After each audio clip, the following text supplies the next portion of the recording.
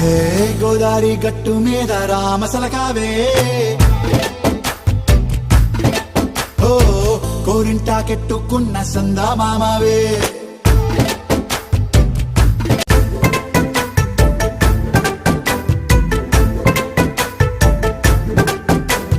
విస్తరి ముందేసి పస్తులు పెట్టావే, తీపి వస్తువు చుట్టూ తిరిగే ఈగను చేశావే.